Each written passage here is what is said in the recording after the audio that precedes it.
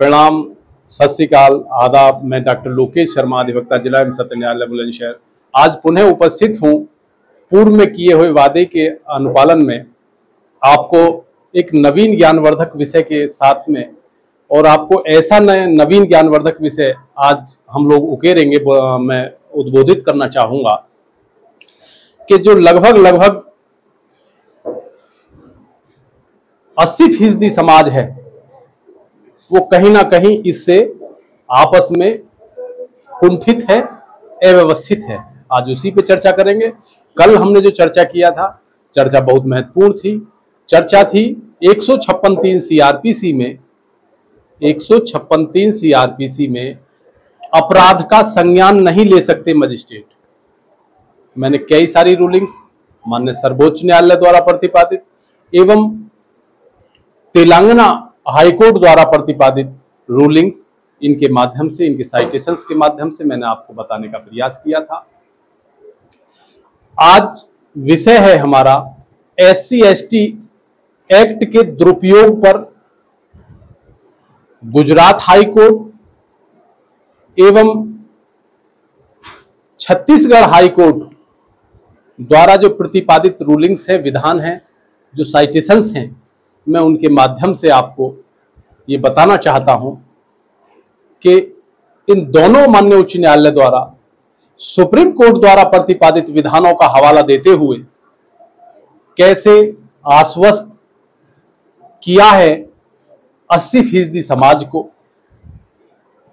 कुछ चंद लोगों के माध्यम से या चंद लोगों की कुत्सित भावनात्मक प्रतिक्रिया के माध्यम से या उनकी मानसिक विकृतता के कारण, और एक बड़ा समूह, बड़ा विषय विखंडित हो जाता है। आज उसी विषय पे हम चर्चा करेंगे। तो इसको हम सरलता से कैसे हम लोग कानून के दायरे में ला करके अपने आप को सेव कर सकते हैं, बचा सकते हैं, इसी विषय चर्चा होगी। चर्चा से पहले मैं प्रयास करूंगा, निवेदन के साथ प्रयास कर रहा हूं कि मेरी जो वीडियो को देख रहे हैं वो लाइक करें, सब्सक्राइब करें और शेयर करें।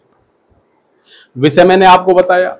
तो हाई कोर्ट गुजरात का पहले हम ले रहे हैं। तो गुजरात हाई कोर्ट ने SC/ST एक्ट के दुरुपयोग पर बहुत दुखी होकर के चिंता व्यक्त की, क्योंकि वहां दो राजनीतिक नेताओं का, दो जो पॉलिटिकल पर्सन थे, उन दोनों का आपसी विवाद हुआ। एक व्यक्ति SC कम्युनिटी से थे, दूसरे जनरल से थे। तो SC कम्युनिटी के लीडरान ने, नेताजी ने, वो दूसरे जनरल कास्ट के नेताजी पर अपने रसूख का प्रभाव रखते हुए SC/ST मुकदमा दर्ज करा दिया। उसी विषय को लेकर के मामला माननीय उच्च न्यायालय पहुंचा। तो माननीय उच्च न्यायालय गुजरात ने बहुत दुखी मन से और दुख व्यक्त करते हुए, उसके दुरुपयोग पर दुख व्यक्त करते हुए SC/ST के पे पूरा मामला, आपराधिक मामला रद्द कर दिया। मीन्स FIR रद्द कर दी। आप कहेंगे कैसे रद्द हो गई साहब, किस रूलिंग के माध्यम से उन्होंने किया, कौन सा केस था? तो ये था जीवन भाई नगजी भाई Makwana versus state of Gujarat and others में। समझ में आ गया होगा आपको। जीवन भाई नगजी भाई Makwana versus state of Gujarat and others में FIR को रद्द किया माननीय उच्च न्यायालय गुजरात ने, और 3 रूलिंग्स का हवाला दिया। माननीय सर्वोच्च न्यायालय द्वारा प्रतिपादित तीनों रूलिंग्स हैं। पहली state of Haryana versus Bhajanlal. समझ में आ गया होगा। State of Haryana versus Bhajanlal, SC 604। इसी प्रकार Indra Mohan Goswami versus state of Uttaranchal, ये SCC 1। और इसी प्रकार Hitesh Verma versus state of Uttarakhand. अब 2 चीज मैंने आपको बताई। आप कह रहे होगे पिछली वाली रूलिंग में Indra Mohan Goswami versus state of Uttaranchal बोला, अब की वाली में रूलिंग में Hitesh Verma versus state of Uttarakhand बोला। उत्तराखंड और उत्तरांचल क्यों बोला? कारण क्या है? वो जो रूलिंग थी, जो मैंने ही Indra Mohan Goswami versus state of Uttaranchal, वो 2001 क्या था, और ये 2020 का है। Hitesh Verma versus state of Uttarakhand, SCC 710। इसी प्रकार जो छत्तीसगढ़ हाई कोर्ट में एक मामला आया, Javed Khan versus state of Chhattisgarh, तो जावेद खान का मामला आया। जावेद खान पर भी SC ST का दुरुपयोग किया गया, तो वहां भी माननीय उच्च न्यायालय छत्तीसगढ़ ने बहुत एक ऐसा ऐतिहासिक फैसला दिया जिसको मैं रूबरू जो आपसे हो रहा हूं, आप इसे नोट कर लीजिए, प्रत्येक कदम पर आपके काम आएगा। और बहुत ही विशेष और विशेष ये साइटेशंस तैयार हुई, रूलिंग तैयार हुई, विधान तैयार हुआ, ये इतिहास परक तैयार हुआ। कौन सा है? Javed Khan versus state of Chhattisgarh में जब जावेद खान पर SC ST का प्रयोग हुआ, उस पर SC ST का अपराध अधिरोपित किया गया, तो उस SC ST के अपराध के अधिरोपित होने पर मामला माननीय उच्च न्यायालय छत्तीसगढ़ गया।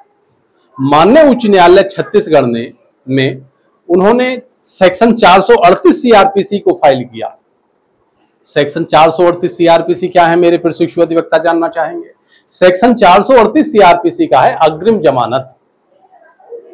अपराध कारित हुआ, हमें यह संशय हुआ कि मुझे पुलिस गिरफ्तार कर सकती है, तो उस गिरफ्तारी से बचने के लिए विवेचना में पूर्ण रूप से सहयोग देने के लिए वचनबद्धता के साथ में सेक्शन 438 CRPC में अग्रिम जमानत, एंटीसेपेटरी इंग्लिश में बोलते हैं, एंटीसेपेटरी बेल फाइल किया जाता है। तो SC ST के मामले में कोई भी एंटीसेपेटरी बेल पहले लागू नहीं होती थी, एंटीसेपेटरी बेल नहीं लागू होती थी। तो एंटीसेपेटरी बेल, FIR दर्ज हुआ, व्यक्ति बचने के लिए कहां जाएगा? कोर्ट में, कोर्ट की शरण लेगा। कोर्ट में एंटीसेपेटरी बेल का यदि विधान नहीं है तो अपने आप को सरेंडर करना पड़ेगा, और जब सरेंडर करेगा तो पहले उसको जेल जाना पड़ेगा। जब जेल जाएगा तो फिर उसका औचित्य विहीनता हो गई। कब तक? जब तक अपराध का सामना कैसे करे, वो अपने आप को पूर्ण पारदर्शी और पवित्रता के साथ कैसे विवेचना में शरीक करे, कैसे अपने तथ्यात्मक स्थिति से विवेचक को संतुष्ट करे। तो किसी प्रकार जब वो स्वयं निरुद्ध हो गया तो वो तो अपनी बातचीत कहेगा नहीं, कह नहीं पाया। ऐसी स्थिति में सेक्शन 438 CRPC जो है ये एक वरदान का काम करती है। तो 438 CRPC अपनी अरेस्टिंग से पूर्व माननीय जिला जज साहब के यहाँ पर डिस्ट्रिक्ट कोर्ट में फाइल हुआ, डिस्ट्रिक्ट कोर्ट से खारिज हुआ। खारिज होने के बाद में छत्तीसगढ़ माननीय उच्च न्यायालय छत्तीसगढ़ में 438 फाइल हुआ। छत्तीसगढ़ हाई कोर्ट ने 438 को एक्सेप्ट कर लिया और उन्होंने ये नजीर दिया कि SC ST एक्ट कानून का दुरुपयोग है और अग्रिम जमानत देने का आधार है। अग्रिम जमानत देने का उपरोक्त SC ST एक्ट के, इस SC ST एक्ट में अग्रिम जमानत देने का पूर्ण अधिकार है, पूर्ण क्षेत्राधिकार है। तो ये किसमें कहा? Javed versus state of Chhattisgarh में। लेकिन इसी के साथ दो रूलिंग्स का हवाला माननीय सर्वोच्च न्यायालय द्वारा प्रतिपादित, जिसको मैं भी कहूंगा आप लोग भी कर रखें, उसे पुष्ट Javed Khan versus state of Chhattisgarh को तभी कर पाओगे जब सुप्रीम कोर्ट की रूलिंग्स का हवाला देते हुए उसमें उसको पुष्ट करेंगे आप। तो कौन सी है? वो है Shravan Kumar versus state through standing counsel Chhattisgarh.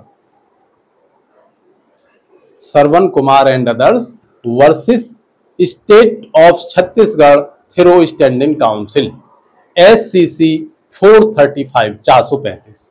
इसी प्रकार union of India versus state of Maharashtra and others, SCC 761 761, ये 2020 की है।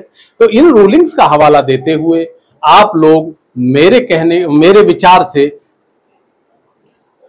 जो भी आपके पास इस तरह का कोई फेस करने का कोई मामला आए तो उसको आप पूर्ण रूप से तथस्थता के साथ, कटिबद्धता के साथ में और पूर्ण पारदर्शिता, प्रामाणिकता और पवित्रता के साथ में अपना पक्ष रखने के लिए तत्पर हैं, अपना पक्ष रख सकते हैं। और निश्चित रूप से मेरा जहां तक मानना है कि वादकारी के हित में आप माननीय न्यायालय से अपने पक्ष में आदेश निर्णीत करा सकते हैं, कोई भी विषय को निर्णीत करा सकते हैं, ऐसा जहां तक मेरा मानना है। अच्छे से बहस कीजिए।